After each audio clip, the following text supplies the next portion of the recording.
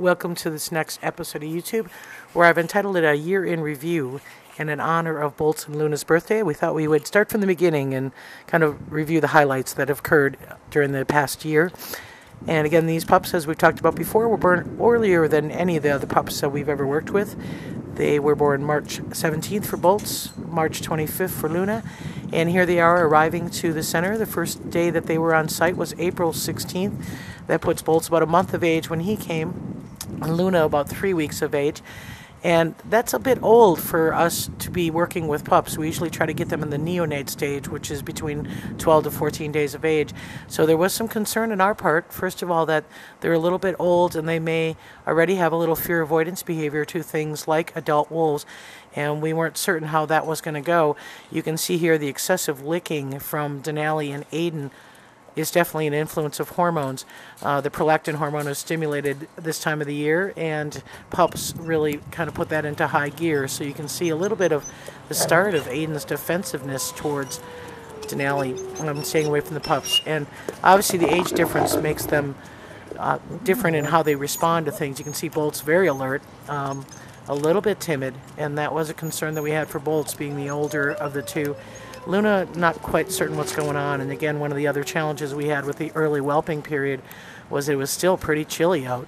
April is not exactly the warmest time of the year, so when pups are born in the end of April, usually by the time they're out and about, it's May and it's sunny and things are warm. So that brought our first challenge in working with them. So they had to stay in the wolf lab quite a bit more than our other pups, and so we always have a little den box that gives them a little bit of cover, and they like to tend to go into kind of dark places. And so you can see here the age difference is going to be fairly clear from the standpoint of even ear postures, the mobility issues. But with Luna, you know, again, she was a week younger, so we were always kind of watching and trying to gauge her against bulls to see, you know, how is she progressing. I mean, is she advancing as much as Bolt's?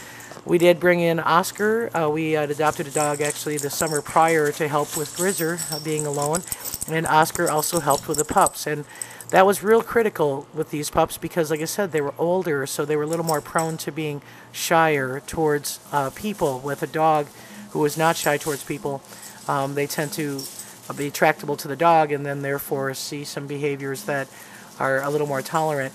And later on we learned just how valuable Oscar was going to be, with Luna having some health issues where she had to be isolated from Bolt's. We saw Oscar take an extremely good role in getting some strong social contact with Bolt's, and that still remains to this day.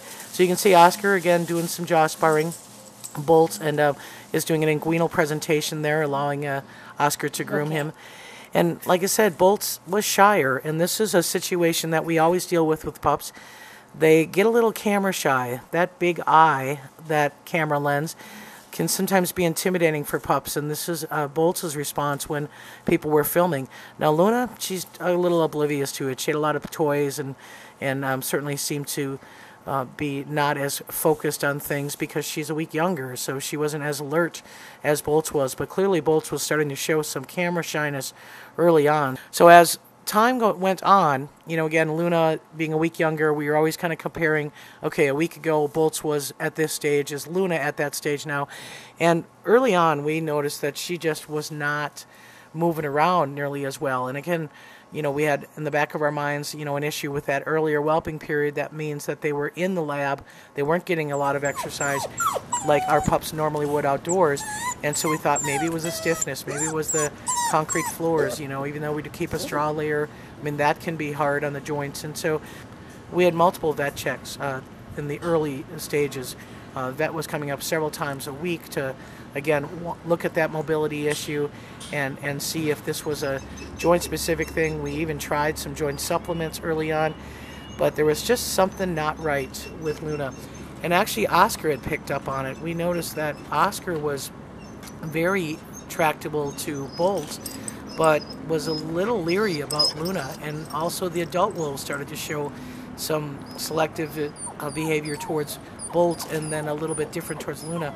So we started doing a little bit more in-depth medical procedures to try to determine what might be some of the issues with her. And unfortunately, prior to all those tests being done, Luna rolled off a step and had actually injured herself, and that precipitated a series of medical repairs on a fractured femur. Further x-rays determined that there were many more issues with hairline fractures and bone density issues, and finally blood work was identified to show that she had a vitamin D deficiency. So we were able to turn that around. Things went well. Surgery went well, but 2 days after surgery, lo and behold, we were in a fire evacuation situation. That was a fire that was started by a power line, a spark from a power line, and that occurred probably within about 2 miles of Ely, and then it traveled pretty fast, and we were watching planes fly over. We evacuated the pups to one of the staff members' houses, put all the other wolves on a light sedative, and confined them to a smaller holding area while we were watching what the fire was doing and how it was advancing, and per our fire protocol, getting those wolves ready to be evacuated off-site. So as we said, that happened 2 days after Luna's surgery, so we had a lot of things going on. But when we finally did settle back into her routine, Luna had a medical restriction that kept her from being with bolts. That means she had to be separated. There was to be no roughhousing while that plate that was in her leg was healing, and that meant that she had 24-hour day care. She had lots of blankets. We were doing laundry on a daily basis. We spent a lot of money at the laundromat this summer. Again, keeping that bedding clean, keeping it soft, keeping her incision clean. And then, of course, when we would let Luna outside for some outdoor fresh air and exercise, bolts who didn't get the comforts that Luna did like to take advantage of them before we did the laundry. So as time went on, we made her an outside area. You could see the hair was starting to come back on the suture site. Again, still under that restriction. She was under a restriction of no roughhousing all summer long, and so we had to keep them separate when they were outdoors. We did allow them together for programs, but staff was right there to intervene. And so Luna having a good time out in the grass. Our biggest challenge was with wolves is compaction, having to move this outdoor enclosure around so she continued to have some green vegetation and some stimulus rather than just kind of being in the dirt, and that became a real challenge. So we also wanted to make sure that we weren't getting light, excessive amount of sunlight to that incision site, and so for a while she would be covered with a sheet, and she didn't like that much, but that was our summer. And so this summer, 2012 pups taught us a lot about captive animal management, taught us a lot about specific medical needs, and we managed with some very, very difficult circumstances. And during the entire time, we weren't even certain that the medical condition could be repaired if it was metabolic, meaning no matter what you gave her, it wouldn't increase her vitamin D levels or her calcium phosphorus ratio. Then it was a losing battle. But unfortunately for us, it was able to be managed by a supplement, and we were able to turn her whole medical condition around. We continued, like I said, to do programs. Bolts was a little bit shyer towards people, but he was getting better. And he had that characteristic wolf mistrust, which is probably not a bad thing for wolves. Luna, on the other hand, had no mistrust of people. She was being carried around. She was managed every day. Of course, she was a week younger, but she had no problem going up towards people. And as I said, Oscar didn't have the same relationship with Luna as he did with Bolts. He was very hard on Luna, and so he was never really allowed near Luna.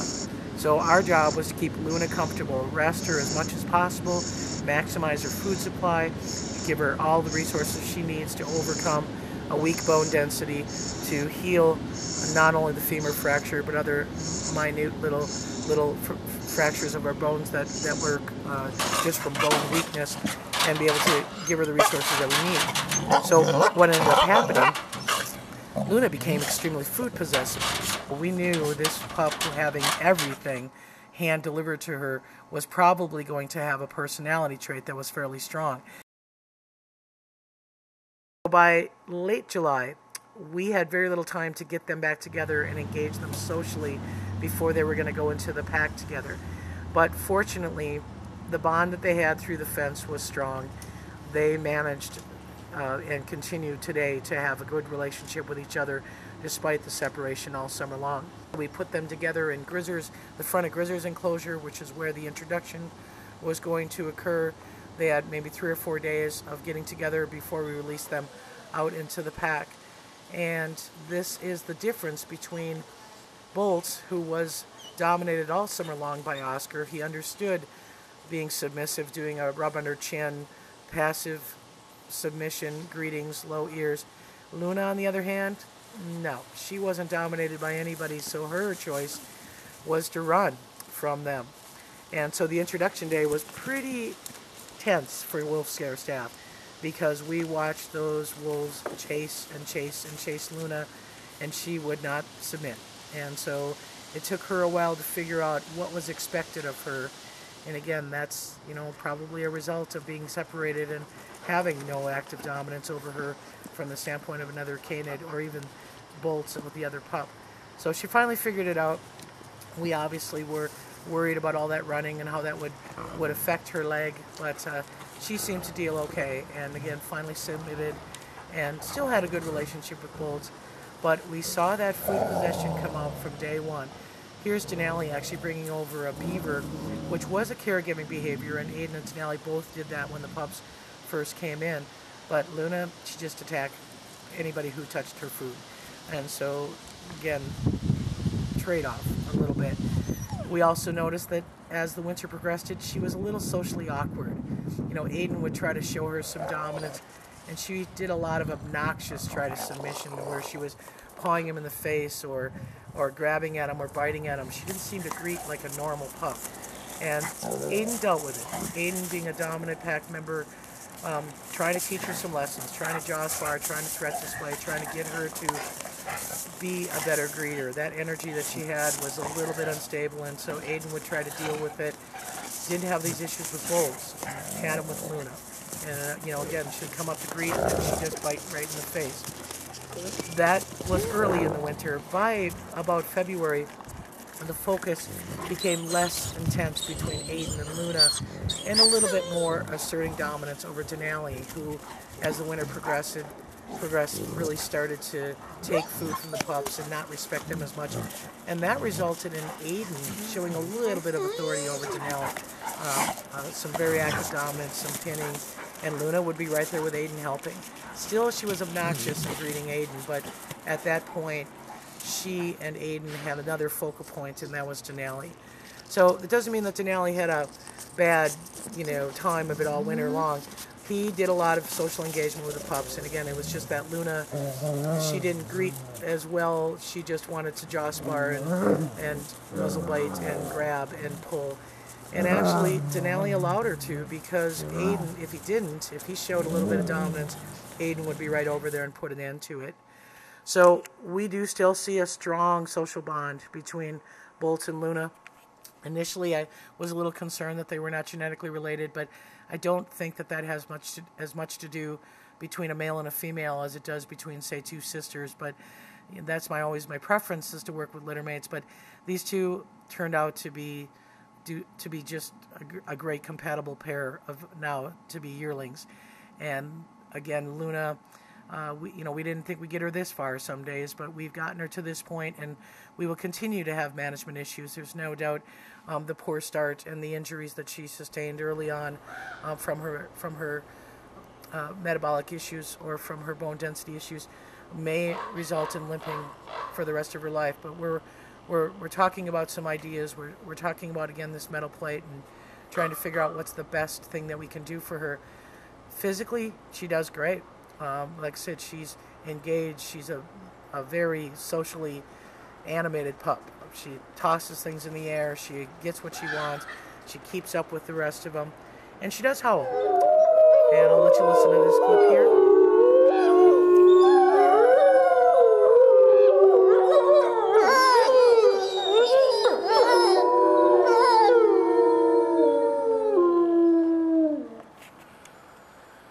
And even though people had said that they hadn't heard her howling, the reason is they don't really start a lot of howls. They are typically generated by Shadow, and it's usually us coming in or out of Shadow's pen that stimulates Shadow to howl, so we're not at the point of having a camera in the exhibit pack to catch them howling, so we'll kind of keep an eye on that. And again, we have talked in the past about our limitations on roadkill deer. That means we're buying chickens, we're buying small fryer chickens, and Grizzer loves them. He loves to carry them around, he loves to eat them, he loves to stash them, he loves to likes this kind of diet. So good for him, because we're feeding a lot of it. So again, if you're interested in a birthday present for these wolves, donating to the chicken fund is a great way to do it. The need for chickens is going to extend here probably for the next month. We are getting some beaver in, but we expect maybe some late spring roadkill to come in, but this is something that we have had to transition for both Grizzer, the retireds, for almost 3 weeks now, and now the exhibit pack's going to be having the same thing for the next 2 weeks, just to save some of the deer supply for a little bit later. So anyways, the chickens, like I say, are a big hit. Here in this clip here, you're seeing Malik trying to guard 2 chickens from Shadow, and I intervened there with just kind of doing a standover on one chicken so that Malik would back off and then Shadow would get it. I typically try not to intervene on rank order issues, but when it is food related is separate from rank order. I want to make sure that every wolf gets their needs, and so Shadow was able to get a chicken from Malik and then take it to the back of the exhibit and then proceed to carry it around and stash it and be able to feed on it. And so right now what we're doing is Monday, Wednesday, Friday feeding, and a lot of people ask, why don't you feed every day? Because wolves have a tendency to prefer to gorge. They prefer to eat larger quantities and then wait for several days without food. They actually have stomach receptors that expand when they do eat. So if we just give them small portions every day, they don't really get that feeling of being satiated, and that's real critical to wolves. Plus the other behaviors that come with food is caching and guarding and carrying and things. So larger volumes of food are necessary for those behaviors to be stimulated. So that's why we switched to a Monday, Wednesday, Friday. Everybody's getting about 10 to 15 pounds on those feedings, and that will transition all the way through April. So again, that's a costly move for us, but it's a necessary move in the absence of deer. And again, we want to maintain a meat diet. We don't want to just give dog food. We again want to make sure that these wolves are behaviorally stimulated with meat and all the things that come with larger quantities of meat than just putting in dog food and calling it good. So that's why we chose to manage that way, and it works well. And you can see here the social stimulus of being able to carry your chicken around and guard it from each other and cache it, and then get excited about it and urinate near it and scrape the ground. These are all stimulating behaviors, especially for those wolves reaching 13. We really want to keep them stimulated. And you may have also noticed there was a beaver in there as well. They did not finish the 3 beavers that I fed on Friday night, and so I took one back out and rethawed it and then fed it. So in addition to the chicken, they are also getting some beaver on a regular basis. So that's it for this week's YouTube. And again, thanks for watching, and thanks for helping us celebrate birthdays. We'll have a little bit more features in May when we come to Grizzer and Shadow and Malik's birthday, as well as late April for Aiden and Denali. But again, everybody's doing good here, and if you're interested in donating to the Wolf Care Fund, there's a link on our website at the Wolf Logs. Otherwise, should be a link on Facebook as well. So thanks for watching, and appreciate all your support, and we are happy to be addressing Bolt and Luna as yearlings. See you next week.